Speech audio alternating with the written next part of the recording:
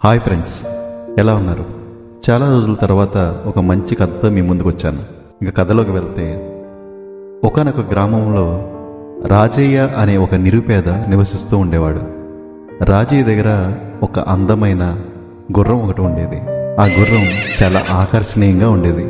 ఊళ్ళో వాళ్ళందరూ దాన్ని పదే పదే చూస్తూ ఉండేవారు.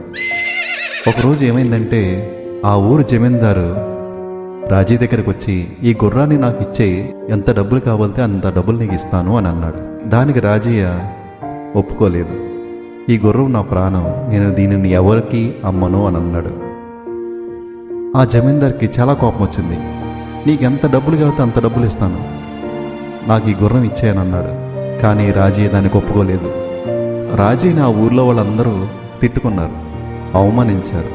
ఏంటి జమీందారు వచ్చి ఇన్ని డబ్బులు ఇస్తానంటే నోరు మూసుకొని తీసుకోక వద్దు అంటాడేంటి, ఆ గుర్రంతో ఏం చేసుకుంటాడు అని అందరూ రాజయ్యని తిట్టిపోశారు.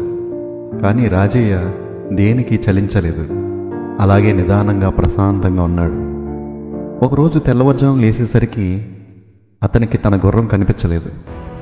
ఊరంతా వెతికాడు, అన్ని చోట్ల చూశాడు, కానీ ఎక్కడ కూడా గుర్రం దొరకలేదు. అప్పుడు అందరూ అతను చూసి, చూసావా ఏమైందో, మొన్న జమీందారికి ఇచ్చేసి ఉంటే ఈరోజు నీ దగ్గర డబ్బులన్నా ఉండేవి అని అందరూ అతన్ని చూసి నవ్వారు. కానీ రాజయ్య మాత్రం నిరాశపడలేదు, బాధపడలేదు. ప్రశాంతంగా అలాగే ఉన్నాడు. అలా రోజులు గడుస్తున్నాయి, వారాలు గడుస్తున్నాయి. రాజయ్య మాత్రం ఆ గుర్రం కోసం అలా ఎదురు చూస్తూనే ఉన్నాడు. కానీ అది తిరిగి రాలేదు. అనుకోకుండా ఒకరోజు తలుపుని ఎవరో తడుతున్నారు.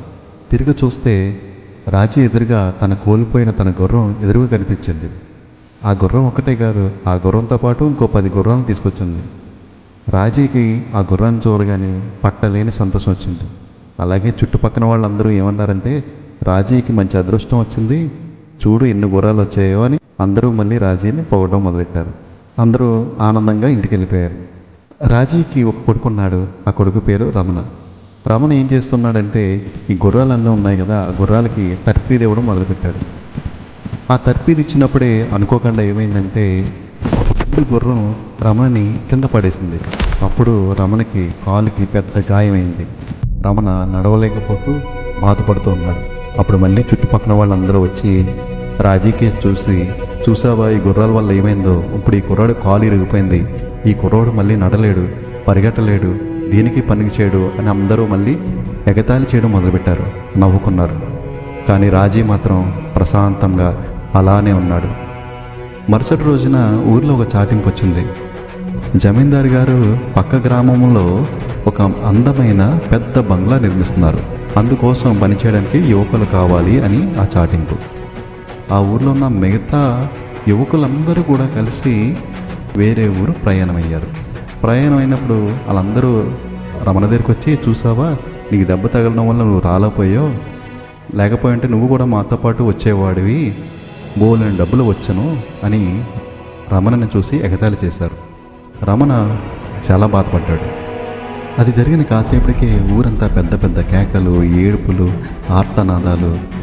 అందరూ ఇటు పరిగెడుతున్నారు, అలా పరిగెడుతూ ఏడుస్తూ కనిపిస్తున్నారు. రాజీకి ఏం జరిగిందో అర్థం అవ్వలేదు. రమణ కూడా అలాగే చూస్తూ ఉన్నాడు.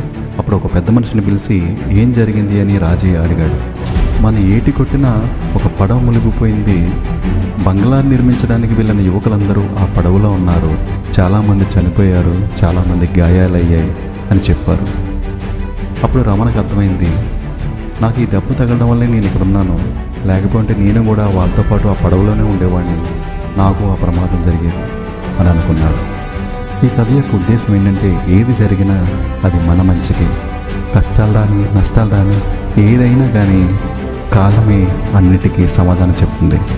కథ నచ్చితే లైక్ చేయండి, మరిన్ని కథల కోసం సబ్స్క్రైబ్ చేయండి.